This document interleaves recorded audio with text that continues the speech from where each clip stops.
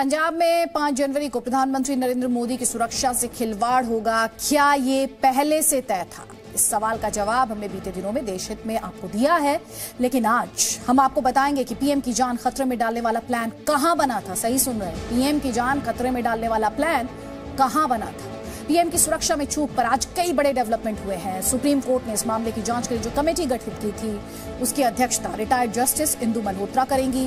आज बीजेपी के 2 बड़े नेता, पहले केंद्रीय मंत्री स्मृति ईरानी और अब से करीब 2 घंटे पहले उत्तर प्रदेश के मुख्यमंत्री योगी आदित्यनाथ ने प्रेस कॉन्फ्रेंस की। योगी ने दावा किया कि पीएम के खिलाफ पंजाब में खूनी साजिश हुई थी और पंजाब के एक बड़े नेता ने यह दावा किया कि पीएम के खिलाफ पंजाब वाली साजिश सीएम चन्नी के घर रची गई थी।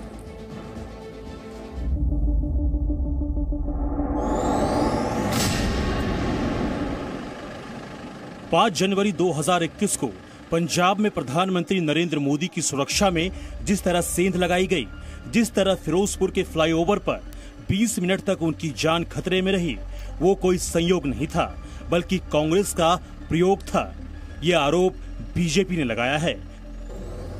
आदरणीय प्रधानमंत्री जी के पंजाब दौरे के दौरान उनकी सुरक्षा के साथ किस तरीके से एक साजिशन, खूनी साजिश करके सुरक्षा के साथ खिलवाड़ किया गया था। और अब शिरोमणि अकाली दल के नेता विक्रम मजीठिया ने बहुत बड़ा दावा किया है। विक्रम मजीठिया के मुताबिक पीएम के खिलाफ ये पूरा प्लान पंजाब के सीएम चरणजीत सिंह चन्नी के घर पर बना था। It was a well-planned conspiracy hatched at the CM house by PPCC President Sukhi Randhawa and this DGP. Majithia का दावा है कि प्रधानमंत्री को जानबूझकर खतरे में डालने की साजिश हुई थी और इसके लिए सीएम आवास पर योजना बनाई गई थी। इस पूरे प्लान में सीएम चन्नी, पंजाब के गृह मंत्री सुखजिंदर सिंह रंधावा, कांग्रेस प्रदेश अध्यक्ष नवजोत सिंह सिद्धू और पंजाब के तत्कालीन डीजीपी सिद्धार्थ चट्टोपाध्याय शामिल थे।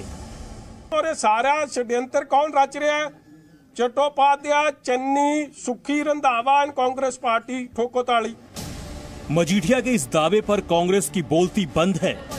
जी मीडिया की पड़ताल में भी ये बात सामने आ चुकी है कि अगर पंजाब सरकार और वहां की पुलिस चाहती तो प्रधानमंत्री का काफिला बिना किसी रुकावट के फिरोजपुर में रैली स्थल तक पहुंच जाता, लेकिन ऐसा नहीं हुआ।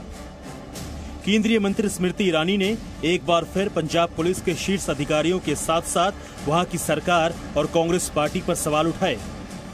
कांग्रेस पार्टी के नेतृत्व ने जानबूझकर प्रधानमंत्री को एक असुरक्षित माहौल में रखा।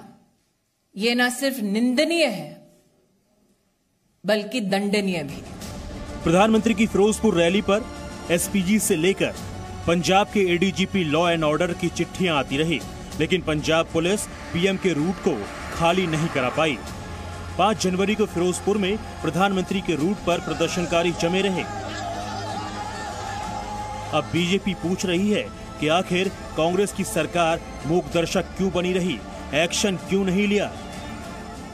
पंजाब पुलिस के एक अधिकारी का ये वक्तव्य कि प्रधानमंत्री की सुरक्षा भंग होने की वो सूचना वरिष्ठ अधिकारियों को पंजाब के प्रशासन, पंजाब की कांग्रेस सरकार को देते रहे, लेकिन सरकार की ओर से कोई भी ऐसा हस्तक्षेप जो प्रधानमंत्री जी को सुरक्षित कर सके, ऐसी कोई भी कार्रवाई पंजाब की कांग्रेस सरकार ने नहीं की।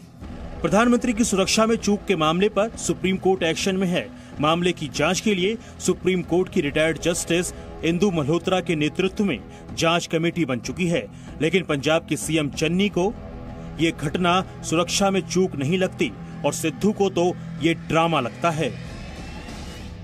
पीएम को यहाँ कोई खतरा नहीं था, ना ही हुआ है, ना ही कभी होगा। यहाँ आपकी जान को खतरा है, ये एक स्वांग है, ये एक ड्रामा है। अब सुप्रीम कोर्ट की जांच कमेटी ही बताएगी कि प्रधानमंत्री नरेंद्र मोदी के साथ फ्लाईओवर वाली साजिश का सूत्रधार कौन है और इसके लिए कौन कौन जिम्मेदार है।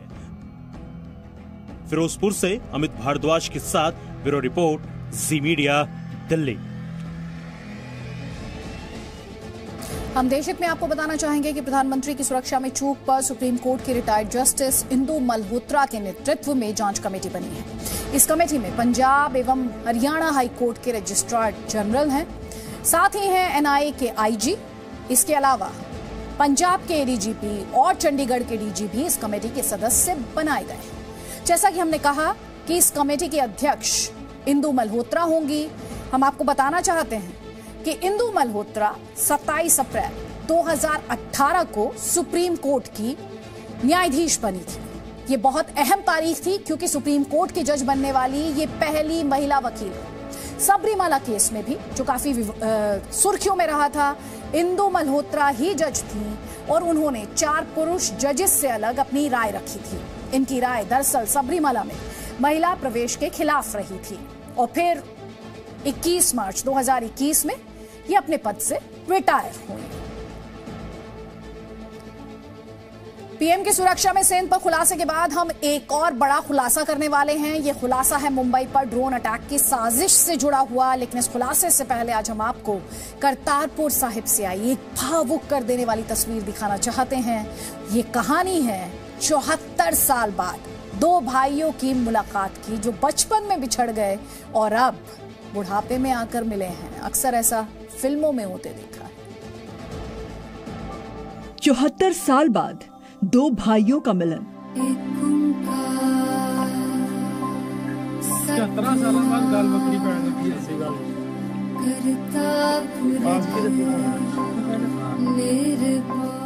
रोटी बढ़ा दे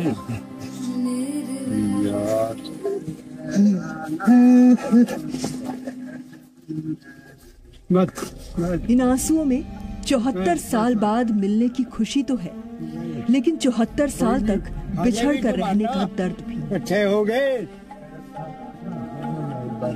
एक दूसरे से लिपट कर रो रहे ये दोनों भाई हैं, जिन्हें साल 1947 में सरहद ने अलग कर दिया था, लेकिन करतारपुर साहिब ने दोनों को मिलवा दिया।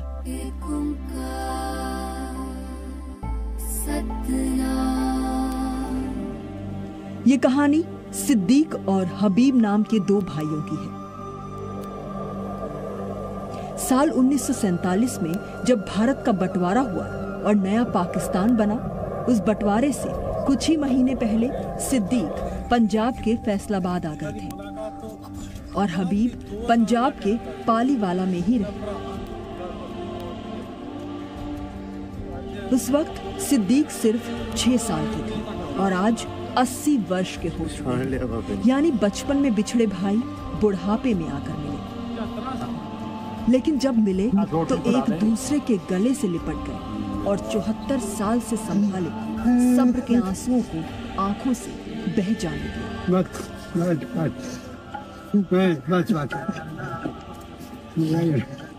कोई नहीं, हजे भी तुम आना, अच्छे हो गए। दोनों भाई बच्चों की तरह फफक फफक कर रोए। इस मुलाकात के दौरान सिद्दीक ने हबीब से माँ का हालचाल पूछा तो हबीब ने बताया कि माँ नहीं रही। हबीब ने अपने बारे में ये भी बताया कि उसने कभी शादी नहीं की। 74 साल बाद दोनों भाइयों की इस मुलाकात ने वहां मौजूद लोगों को भी भावुक कर दिया।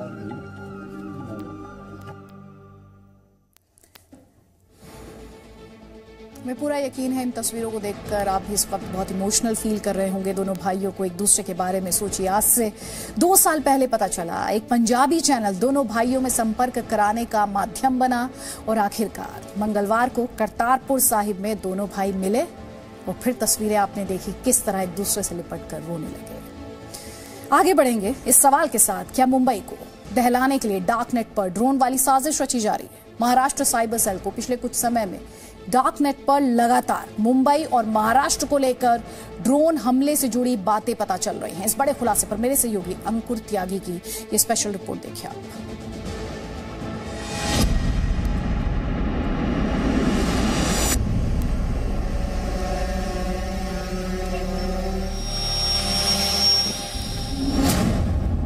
मुंबई पर ड्रोन अटैक का खतरा।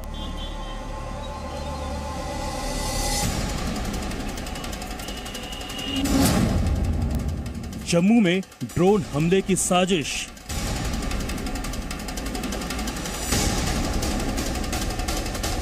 26 जनवरी पे पाकिस्तान की तरफ से कोई घुसपैठ की कोशिश की जा सकती है या ड्रोन के रास्ते हथियार भेजे जा सकते हैं। ऐसा सुरक्षा इनपुट मिलने के बाद जम्मू में सुरक्षा एजेंसियों ने अपने अभियान तेज कर दिया है। क्या आतंकिस्तान करेगा ड्रोन अटैक?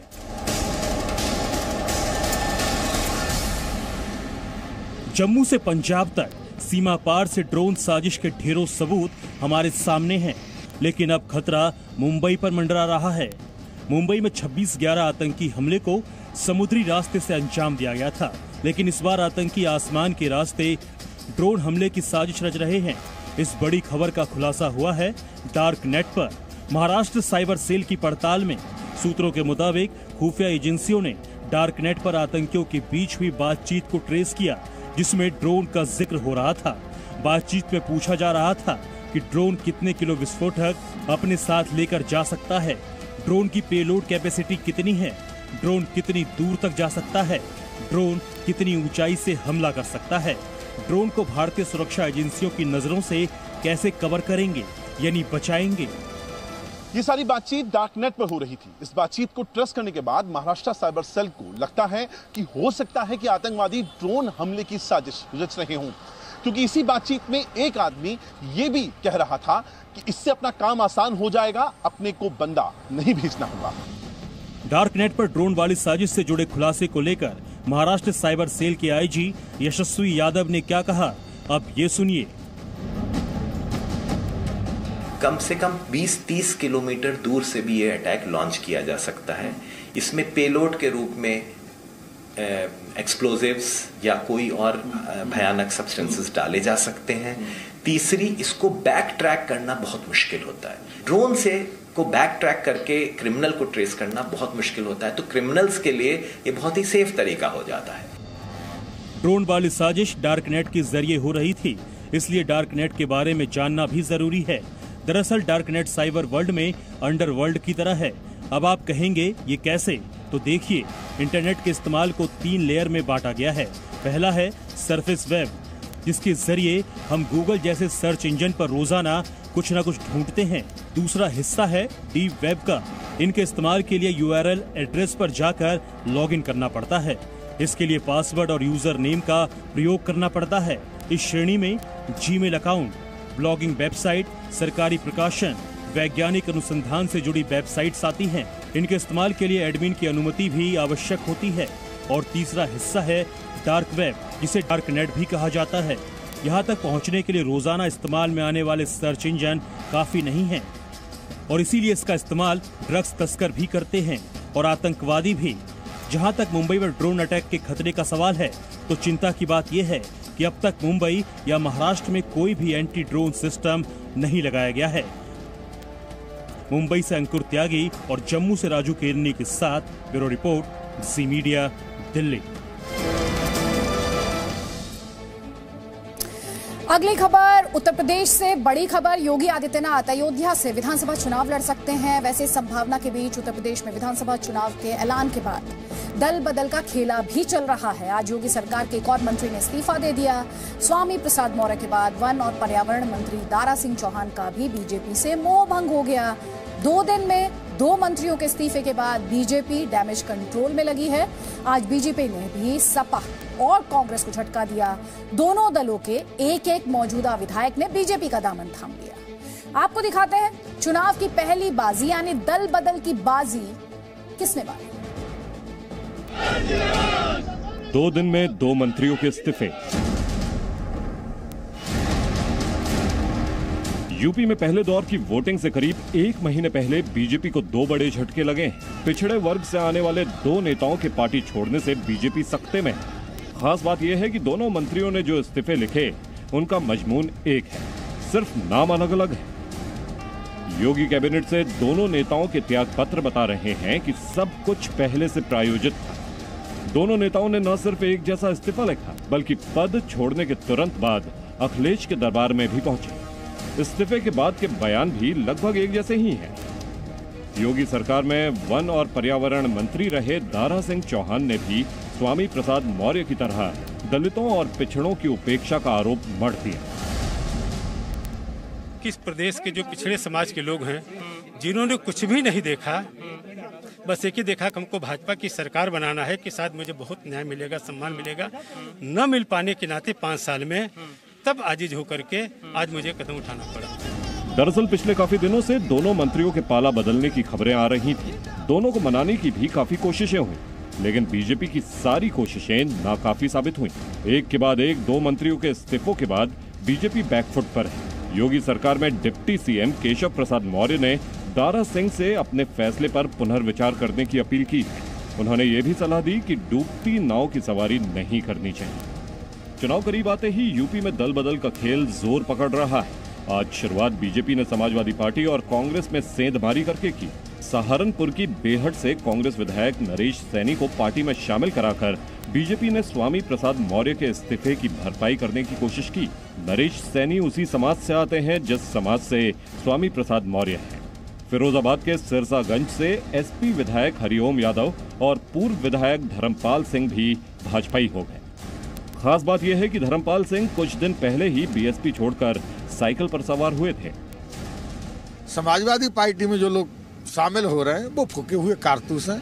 उनका समाजवादी पार्टी में कोई अस्तित्व नहीं है और वो चुनाव जीत के नहीं आएंगे दोबारा। 5 साल मलाई काटी है, एंड टाइम जब आया तो छोड़ के चले गए।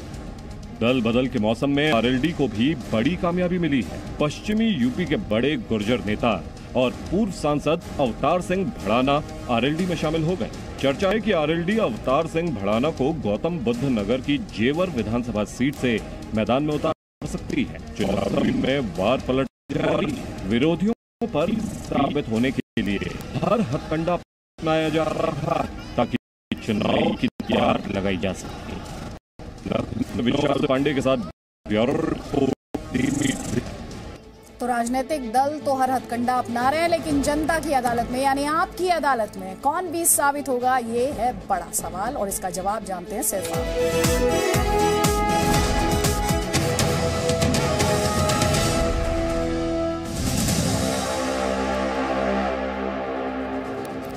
नमस्कार, आप देख रहे हैं देश हित। मैं हूं आपके साथ में मानसा मलिक।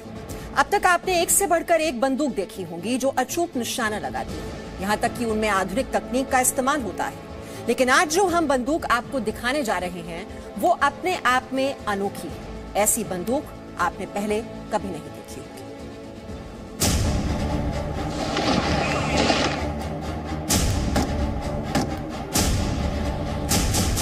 दुनिया की सबसे स्मार्ट गन,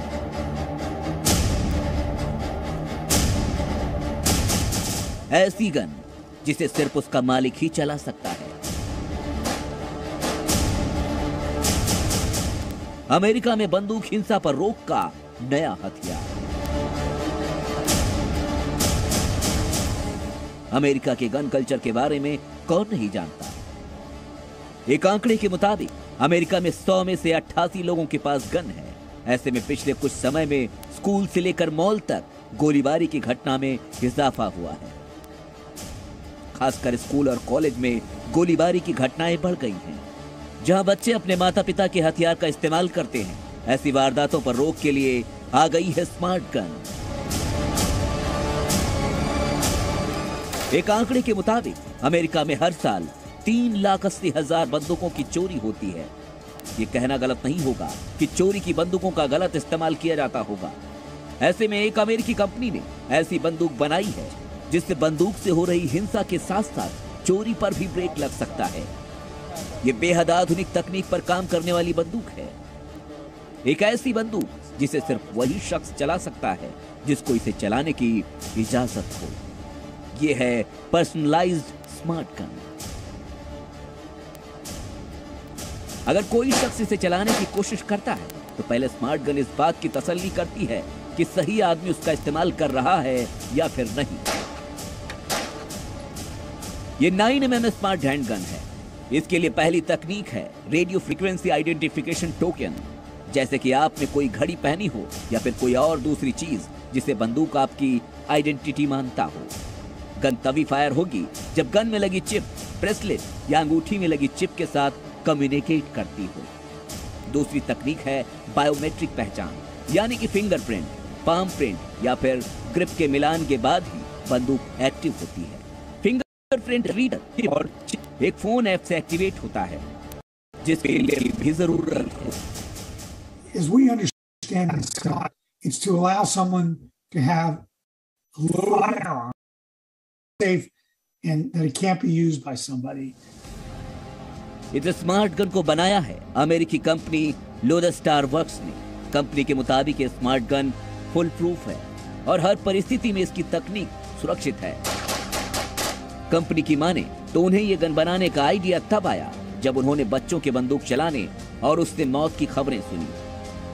हालांकि कई विशेषज्ञों का कहना है इमरजेंसी के मौके पर जहां बंदूक मालिक को तुरंत इसे फायर करने की जरूरत हो, पहचान साबित करने में देरी जानलेवा साबित हो सकती है। लेकिन कंपनी का दावा है कि गन को सेकंड भर में एक्टिवेट किया जा सकता है। And basically we have a mobile application that will communicate wirelessly to the gun and you can lock or unlock from any of those methods altogether. Company के मुताबिक स्मार्ट गन की वजह से बंदूक के गलत इस्तेमाल पर रोक लगेगी, बंदूक की चोरी पर रोक लग सकती है और पुलिस वालों से बंदूक छीनने की घटनाओं पर भी रोक लगेगी। हालांकि कई विशेषज्ञ इस बात की आशंका जता रहे हैं कि स्मार्ट गन को हैक भी किया जा सकता है, लेकिन कंपनी का दावा है उसकी तकनीक हर परिस्थिति में सुरक्षित है। We basically have a motor mechanism that drives a flag, vertically, to constrain it from moving up or down, more or less. I go to reload it here, and you can see the flag just popped up right there. And when I go to pull the trigger, no matter how hard I'm going to pull, it's not going to break at all. उम्मीद जताई जा रही कि ये smart gun इस साल America के बाजारों में आम लोगों के लिए उपलब्ध हो जाएगी और इसे खरीदने के लिए कम से कम 66,000 रुपए अमेरिकियों को खर्च करने होंगे। फिलहाल इस स्मार्ट गन की और टेस्टिंग की जा रही है ताकि एक फुल प्रूफ तकनीक के साथ ये बाजार में पहुंच सके। जी मीडिया ब्यूरो रिपोर्ट। वैसे पिछले साल अमेरिका में हिंसक मामले काफी बढ़े हैं। अमेरिकी विशेषज्ञ इस बात की जांच में जुटे हैं कि क्या हिंसक घटनाओं के बढ़ने के लिए गन कल्चर जिम्मेदार है। अमेरिका की फेडरल ब्यूरो ऑफ इन्वेस्टिगेशन ने कुछ महीने पहले एक रिपोर्ट जारी की थी। इसके मुताबिक अमेरिका में 2019 की तुलना में 2020 में हत्याओं की संख्या बढ़ी है। 2020 में इरादतन हत्याओं में करीब 30% की वृद्धि हुई। वर्ष 2020 में 77% हत्याएं बंदूक से की गई। वर्ष 2019 में ये आंकड़ा 74% था। अमेरिका में पिछले साल हिंसक हमले 12% बढ़े।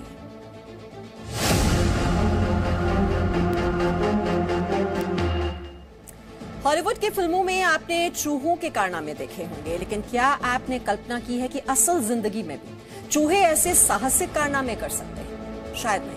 लेकिन आज हम आपको एक ऐसे हीरो रैट के बारे में बताने जा रहे हैं जिसने हजारों लोगों की जान बचाई, लेकिन अब इस दुनिया को अलविदा कह चुका है ये सुपर साहसिक रैट।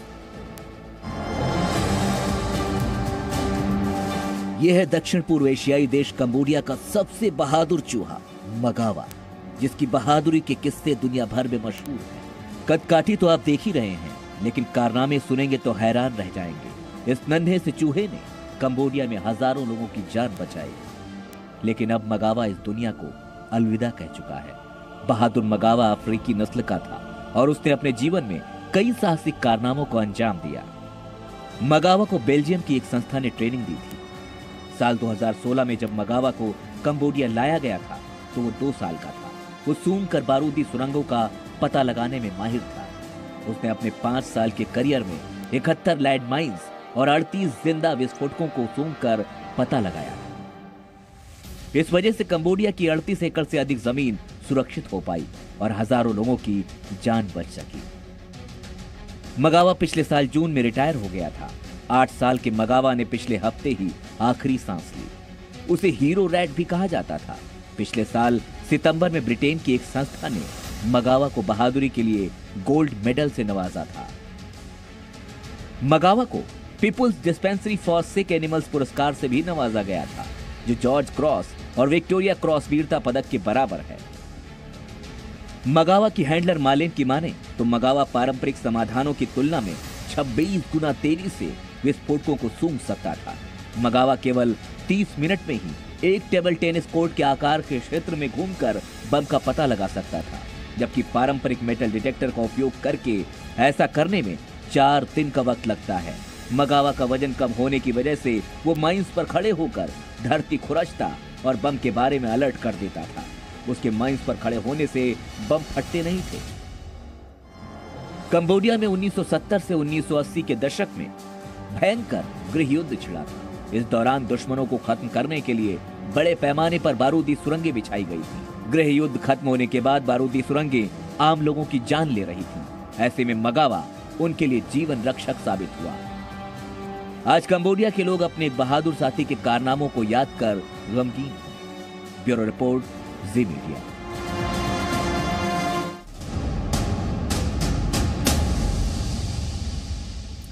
और अब आपको एक ऐसी तस्वीर दिखाते हैं जो आपको फिल्मी लगेगी। ये तस्वीर है अमेरिका के कैलिफोर्निया की, जहां एक विमान क्रैश होने के बाद पटरियों पर जा गिरा और उसमें पायलट फंस गया। ठीक उसी वक्त दूसरी तरफ से ट्रेन आ रही थी। फिर क्या हुआ, देखिए। रेल की पटरियों पर विमान की लैंडिंग और सामने से आ गई ट्रेन। फिर जो हुआ वो रोंगटे खड़े कर देने वाला था। प्लेन और ट्रेन की ऐसी टक्कर जिसको देखकर आपके होश उड़ जाएंगे। ये तस्वीरें अमेरिका के कैलिफोर्निया की हैं, जहां पिछले रविवार को बड़ा हादसा होते होते टल गया। पैकोइमा से उड़े एक विमान में तकनीकी खराबी आ गई और वो रेल की पटरियों पर जा गिरा। क्रैश लैंडिंग के बाद पायलट विमान के अंदर ही फंस गया, लेकिन गनीमत थी कि आसपास पुलिस वाले मौजूद थे। पुलिस वाले मदद के लिए पहुंचे, लेकिन उनके होश तब उड़ गए जब उन्होंने सामने से एक ट्रेन को आते देखा। एक तरफ तेज रफ्तार ट्रेन आ रही थी तो दूसरी तरफ पायलट को बचाने की जद्दोजहद। हालांकि इससे पहले कि ट्रेन विमान को टक्कर मारती, वहां मौजूद पुलिस वालों ने पायलट को विमान से बाहर निकाल लिया, वो भी टक्कर से महज कुछ सेकंड पहले। अगर चंद सेकंड्स की भी देरी हो जाती तो न पुलिस वाले बचते और न ही क्रैश विमान का पायलट। पायलट के विमान से निकलते ही ट्रेन प्लेन के मलबे की धज्जियां उड़ाते निकल गई। घटना का वीडियो पुलिस वाले के कंधे पर लगे कैमरे में रिकॉर्ड हो गया था।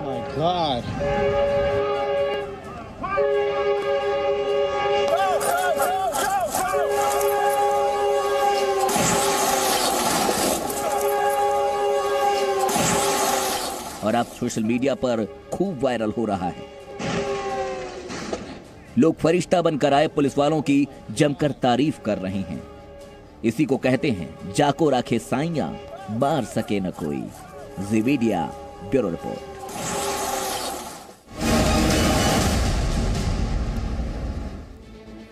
सऊदी अरब का जिक्र आते ही आमतौर पर लोगों के दिमाग में भीषण गर्मी, रेगिस्तान और पानी की कमी वाली जगह की तस्वीर उभरती है। लेकिन यदि अचानक रेगिस्तानी इलाके में बर्फबारी होने लगे तो ऐसा ही कुछ हुआ सऊदी अरब के बद्र शहर।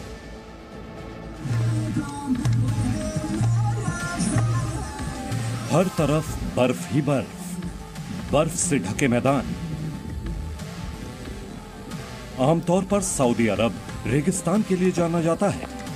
सऊदी अरब अपनी भीषण गर्मी के लिए भी मशहूर है, लेकिन इस रेगिस्तान में हो रही है बर्फबारी। ये है अल मदीना प्रांत का बद्र शहर, जहां का लोग तब हैरान रह गए जब उन्होंने रेत के टीलों को बर्फ से ढका पाया। घर के बाहर का नजारा देखकर लोग हैरान थे। ऐसी तस्वीरें सऊदी अरब में बहुत कम देखने को मिलती है, क्योंकि जितनी बर्फ बद्र में दिख रही है वो अक्सर पहाड़ी इलाकों पर ही देखने को मिलती है। ऐसे में लोग बर्फ का लुत्फ लेने के लिए घरों से निकल आए।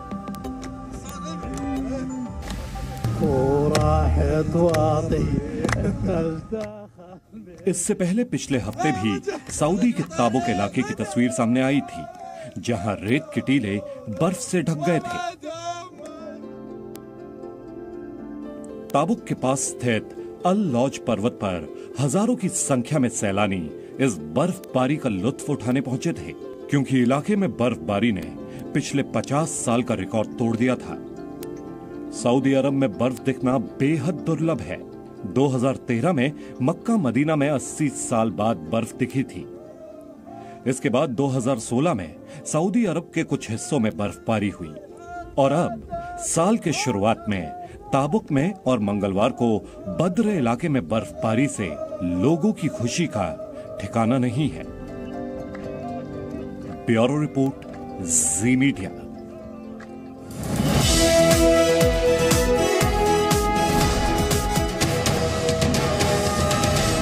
Presenting B News app, available on Google Play and App Store. Download it now.